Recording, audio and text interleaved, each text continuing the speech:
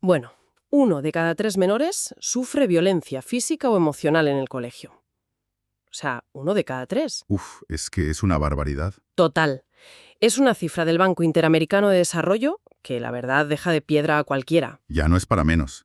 Pero fíjate, hay una cita de Salomé, una niña colombiana de 11 años, que participó en uno de sus estudios que me ha dejado pensando. Ella dijo, la violencia se aprende, la paz también. Qué frase más potente para tener 11 años, ¿eh? Ya te digo. Y precisamente hoy, en esta nueva inmersión a fondo, vamos a diseccionar exactamente cómo se aprende esa paz. La misión que tenemos hoy es dotar a quienes nos escuchan de las herramientas definitivas para entender un ecosistema que, la verdad, es súper complejo. Sí, porque muchas veces simplificamos demasiado las cosas. Exacto. O sea, queremos que cualquiera pueda distinguir los conflictos normales de la juventud del acoso real, reconocer esas alarmas invisibles que casi siempre pasamos por alto y entender por qué esto de castigar a la vieja usanza está fracasando estrepitosamente. Claro, y para lograrlo no podemos quedarnos en la superficie, como solemos hacer. Ni de broma. Tenemos un montón de fuentes buenísimas sobre la mesa. Eso es. Si conectamos esto con una perspectiva más amplia, vamos a cruzar datos de investigaciones muy exhaustivas. Tenemos desde informes clínicos de la Junta de Andalucía hasta un estudio sociológico súper interesante de la revista Redalic sobre el maltrato entre pares. Que ese estudio tiene tela. Totalmente. Y además nos vamos a apoyar en la guía contra el acoso de la Secretaría de Educación Pública de México, la SEP, y en estrategias probadas del propio Banco Interamericano de Desarrollo, el BID. Que al final la idea es esa, ¿no? Dejar de reaccionar cuando ya tenemos el problema encima y empezar a descifrar el lenguaje oculto de los chavales para prevenirlo. Exacto. Pasar del castigo a la prevención real. Vale, pues vamos a desgranar esto paso a paso. Para solucionar un problema, primero hay que saber identificarlo, ¿verdad? Claro, si no vas a ciegas. Eso es. Así que tenemos que separar el grano de la paja. Porque, a ver, la línea entre una broma pesada, un conflicto aislado y el acoso de verdad, a veces en el patio del colegio parece súper borrosa. Es que lo es. Para los adultos que miran desde fuera es muy confuso. Totalmente. A mí me gusta visualizarlo un poco así a ver qué te parece. Pensemos en una broma como si fuera un partido amistoso de baloncesto. Vale, te sigo. Los dos juegan, se ríen, cambian de roles, o sea, unas veces uno mete canasta, luego el otro se la devuelve. Hay un equilibrio, ¿no? Sí, una simetría. Eso es. Pero el acoso escolar es como si ese mismo partido estuviera amañado desde el vestuario. O sea, uno tiene todo el poder, cambia las reglas cuando le da la gana y el otro directamente no tiene cómo defenderse. Ostras, es un ejemplo perfecto. Y fíjate, esa diferencia de poder que mencionas es el núcleo absoluto de todo esto. Sí, lo dicen los estudios. Sí. De hecho, los expertos de la organización Understood lo explican en su artículo de una forma muy clara. A ver, las bromas tienen una utilidad social y evolutiva. O sea, sirven para algo. Espera. Me estás diciendo que las bromas, incluso las pesadas, tienen una función educativa real. Suena un poco resbaladizo justificar eso. Bueno, a ver, lo tienen. Pero ojo, siempre y cuando haya esa empatía y esa simetría de tu partido de baloncesto. Sirven para crear vínculos o para enseñar normas sociales sutiles dentro del grupo. Vale, entiendo. ¿Y cuándo se cruza la línea, entonces? Pues entramos en lo que técnicamente se llama maltrato entre pares cuando se rompen 3 pilares básicos. Toma nota.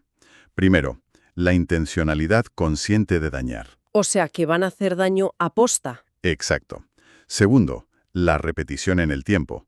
Y tercero, y más importante, la profunda desigualdad de poder.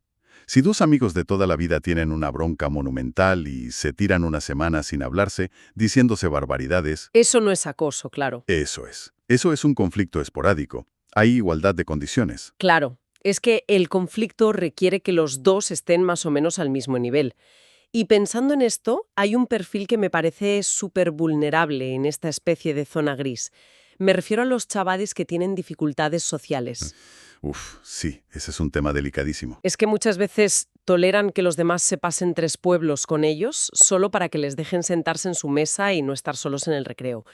O al revés, intentan imitar las bromas que ven, pero como no saben leer bien las señales sociales, acaban siendo ellos los acosadores sin darse cuenta. Totalmente. Es un fenómeno tristemente común que destaca la guía de la SEP. Por eso recomiendan hacerse 3 preguntas clave para detectar si es broma o acoso. A ver, ¿cuáles son? La primera, si a la persona que hace la broma le pides que pare, ¿De inmediato frena en seco? Vale, esa es muy buena. La segunda. ¿Son amigos de verdad fuera de ese momento concreto? Claro, si no se hablan el resto del día, mala señal. Y la tercera, que para mí es definitiva. ¿Se disculparía sinceramente si supiera que ha herido al otro? Si la respuesta a alguna de estas es no, la etiqueta de broma se cae a pedazos. Lógico. Lo que me lleva a una frustración personal enorme, te lo digo de verdad, porque leyendo la Guía de México, la de la SEP, desmontan unas falsas creencias que, madre mía, parece mentira que sigamos repitiendo hoy en día. Ya, los famosos mitos, ¿no? Sí. Frases del tipo, es que los chicos de ahora son de cristal y no aguantan nada. Esa se escucha muchísimo. O la típica de, eres un niño, aguántate y sé un hombre. O peor, es una niña, ¿cómo va a estar acosando a alguien? Sí, los estereotipos de género a tope. Y ya la más cruel de todas. Bueno, es que tú también provocas que te traten así con esa actitud. Es terrible. Y ojo, que esas frases no son simples comentarios de barra de bar. Son mecanismos de defensa colectivos. ¿En qué sentido? Pues que, como sociedad, psicológicamente, nos resulta mucho más cómodo culpar a la víctima o decir que son cosas de niños, en lugar de asumir que tenemos un fallo estructural gravísimo en cómo estamos educando. Claro, es echar balones fuera. Totalmente. Y normalizar estas creencias a través del lenguaje es la forma más rápida de invisibilizar violencias gravísimas. Y aquí es donde la cosa se pone realmente interesante. Porque claro, cuando lo invisibilizas, el mensaje que le llega al chaval es cállate y aguanta. Y entonces se vuelven auténticos expertos en ocultárselo a los adultos. Y tan expertos, te mienten a la cara para protegerse. Exacto. Entonces, si no te lo van a contar, ¿cómo narices te das cuenta? Pues repasando la guía de la Junta de Andalucía, yo me quedé alucinada al ver que las señales de alerta físicas del acoso son casi calcadas a las de una adicción grave o un trastorno alimentario. Sí, sí. Lo fascinante de este punto a nivel neurobiológico es que el origen es exactamente el mismo. Un nivel de estrés tóxico brutal. O sea que el cuerpo reacciona igual ante distintas amenazas. Exacto. Cuando el cerebro de un adolescente detecta una amenaza constante, y ojo que el colegio para algunos es una selva llena de depredadores, el sistema nervioso colapsa. Madre mía. No hablamos de estar un poco triste, hablamos de terror a ir a clase, de insomnio, de despertarse a las 4 de la mañana con el corazón a 1000. Y lo de comerse las uñas, que lo leí en el informe. La onicofagia severa. Ostras, morderse hasta hacerse sangre porque la ansiedad necesita salir por algún lado. Tal cual.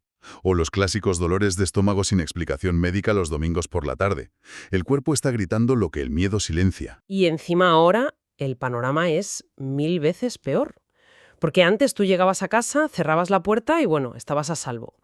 Pero ahora, con el móvil, el acosador duerme en tu mesilla de noche. Claro, el ciberespacio ha roto todas las fronteras. Es que el ciberbullying, el sexting forzado, el grooming, la humillación ya no tiene horario lectivo. Se viraliza a cualquier hora. Y fíjate, esa hiperconexión anula algo vital, que es el tiempo de recuperación neurológica. El cortisol, que es la hormona del estrés, está siempre por las nubes. Por eso muchos jóvenes se refugian en las pantallas no por ocio, sino como anestesia emocional. Vale, a ver, aquí te voy a frenar un momento. Quiero hacer un poco de abogado del diablo. Dispara.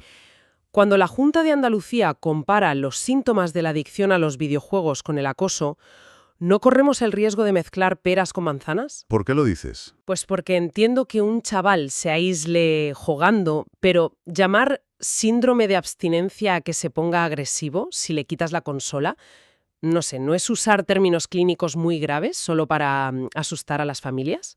Entiendo tu escepticismo, de verdad. Pero la psiquiatría nos dice que no es una exageración. El famoso manual DSM-5 ya reconoce el trastorno por uso de videojuegos. ¿Así? ¿Oficialmente? Oficialmente. Y es porque el sistema de recompensa del cerebro, la dopamina, se altera igual que con una sustancia física. Piénsalo así. Un chaval acosado siente que su vida real es un caos. Él es el perdedor, el débil, no controla nada. ¿Vale?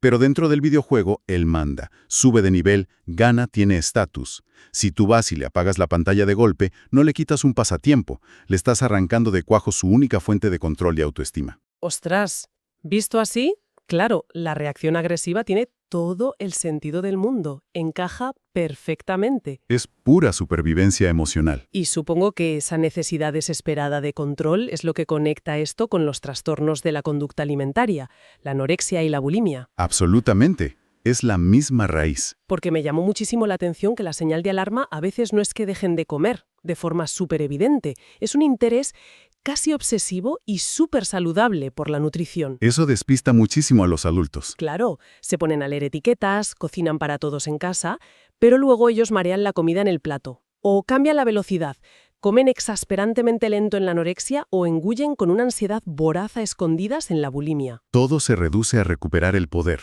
Si no puedo controlar lo que me hacen en clase, voy a controlar de forma tiránica lo único que me queda, mi propio cuerpo. Qué duro, de verdad. Y esta dinámica de poder y sumisión, según las fuentes, también es la semilla de algo gravísimo que pasa súper desapercibido.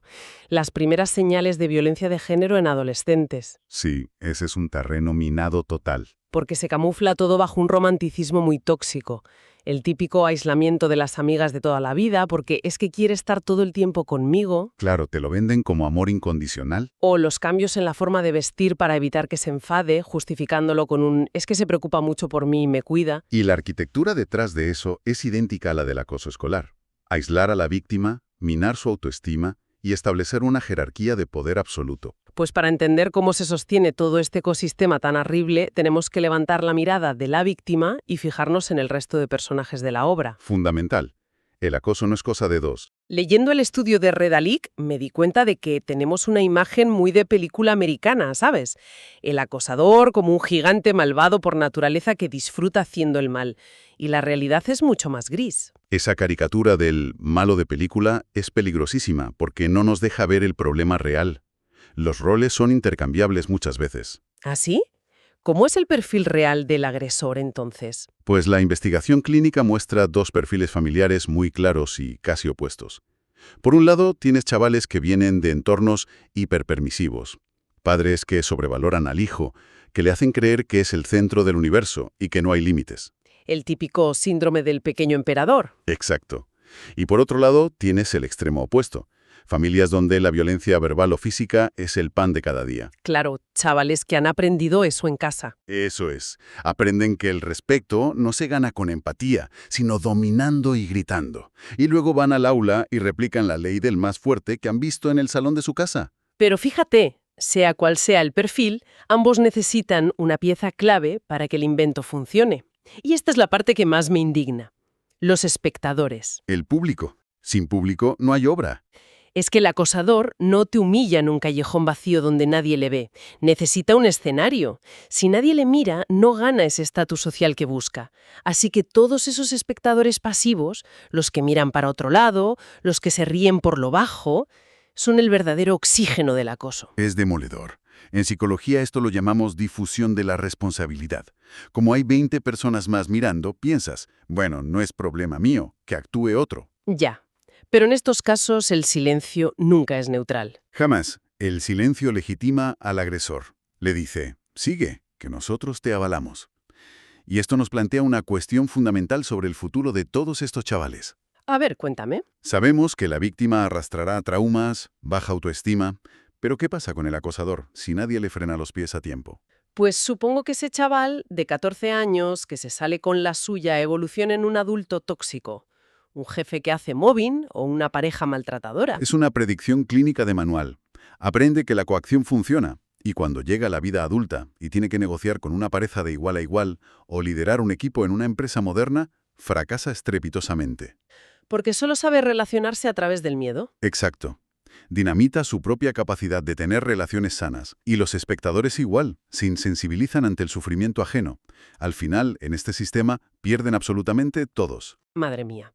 Vale, creo que el diagnóstico está clarísimo. Ya sabemos qué es, hemos visto las alertas invisibles y conocemos los roles. Entonces, ¿qué significa todo esto, al fin y al cabo? ¿Cómo pasamos de la teoría a la acción para solucionarlo? Esa es la gran pregunta. Porque, sinceramente, el enfoque clásico de expulsar al acosador 3 días a su casa a mí me parece como intentar curar una infección en la sangre poniéndote una tirita. ¡Qué buena analogía! Ocultas la herida, pero la bacteria sigue ahí. Totalmente. Y encima para el chaval es un premio porque se queda jugando a la consola en su cuarto. Es que ese modelo punitivo tradicional ha demostrado empíricamente ser un fracaso rotundo. Tanto el BID como la SEP en México proponen un cambio radical, el desarrollo positivo de la juventud. ¿Y eso en qué consiste exactamente? Consiste en pasar de castigar la infracción a cuidar a la comunidad. Es lo que llamamos justicia restaurativa. A ver, espera, frena ahí. Me estás diciendo que si un alumno le destroza la vida a otro, el colegio en vez de castigarle, tiene que cuidarle, porque esto a mucha gente le va a sonar a buenismo puro y duro, a que se va de rositas. Ya, es la crítica más habitual, pero no tiene nada que ver con irse de rositas. Aplicar justicia restaurativa no significa que no haya consecuencias. Significa que la consecuencia es mucho más dura a nivel psicológico que una simple expulsión. ¿Por ejemplo? Implica obligar al agresor a enfrentarse al daño real que ha causado, a entender su impacto y a participar activamente en reparar ese daño en la comunidad. Es un proceso súper incómodo para él. Vale, visto así tiene más sentido. Y entiendo que las fuentes proponen estrategias concretas para aplicar esto, ¿no? Sí, hay 5 estrategias clave basadas en evidencias. Pues vamos a repasarlas. La primera que leí es construir un clima escolar positivo, que en un PDF queda precioso, pero un martes a primera hora con 30 adolescentes, en fin. Supongo que va de fomentar el cuidado frente al miedo al castigo, ¿no? Exacto. Que el alumno sienta que el colegio es un entorno seguro, no una cárcel donde solo va a que le evalúen. Vale. La segunda es clave: integrar habilidades socioemocionales. Y ojo, no me refiero a que venga un orientador en mayo a darles una charla tostón de 1 hora. Porque en esas charlas los de la última fila están con el móvil o tirándose papeles. Tal cual. Hablamos de enseñarlo cada día, ¿verdad?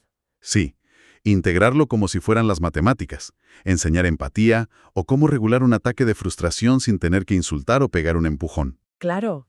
Y la tercera estrategia que proponen es crear relaciones de confianza. Porque si un chaval necesita hablar, necesita mentores, no solo profesores que ponen notas y vigilan el pasillo. Necesitan adultos referentes a los que no les dé miedo acudir. Totalmente. La cuarta estrategia, que a veces se nos olvida, es involucrar a las familias y a la comunidad. Porque la escuela no es una burbuja. Para nada. El informe del BID habla de un caso en Jamaica súper interesante. Demostraron que si las estrategias del colegio no se comparten y aplican también en los hogares, el esfuerzo se diluye. Tiene que haber coherencia. Es que si en clase te enseñan empatía y en casa ves a tus padres gritándose, pues apague, vámonos. Exacto. Y nos falta la quinta estrategia, la identificación temprana y el apoyo psicosocial. Ostras, de esto vi unos ejemplos impactantes en los informes. Sí, el caso del programa Positive Action en Belice es brutal. Cuéntalo, porque me dejó alucinada. Se fueron a colegios en zonas muy vulnerables, con muchísima violencia, y cambiaron las suspensiones por apoyo psicológico y entrenamiento en autocontrol. El resultado fue una caída drástica de las agresiones. O sea que los niños no eran malos, simplemente no sabían gestionar sus emociones. Exacto, carecían de herramientas.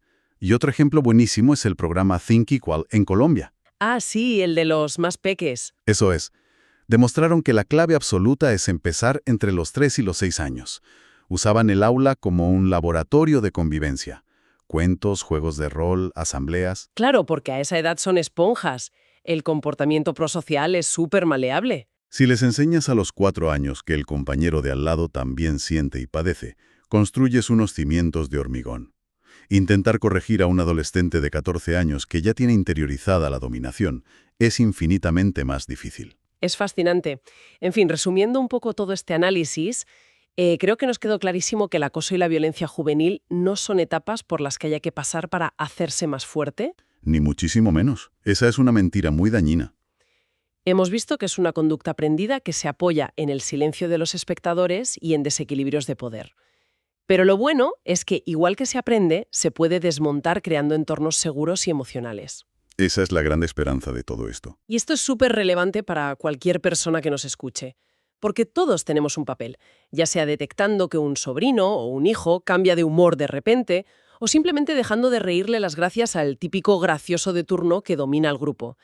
Hay que apoyar la empatía tanto como las notas del boletín. Completamente de acuerdo. Y yo cerraría volviendo a la frase de Salomé del principio. La violencia se aprende, la paz también. Es que lo resume todo a la perfección. Sí, y yo dejaría una reflexión final, un poco incómoda, para que no se esté escuchando. Si sabemos que los chavales son esponjas que absorben todo, ¿qué currículo oculto sobre el acoso, el poder y la burla les estamos enseñando pasivamente los adultos? Buena pregunta. Pensemos en cómo debatimos a gritos en redes sociales, o en cómo criticamos sin piedad a un cuñado en la cena de Navidad, o cómo pisamos al compañero de la oficina. Ellos nos están mirando y están tomando notas. Madre mía, pues con esa reflexión, que la verdad tiene mucha tela que cortar, nos despedimos por hoy. Muchísimas gracias por este análisis tan profundo. A ti, ha sido un placer.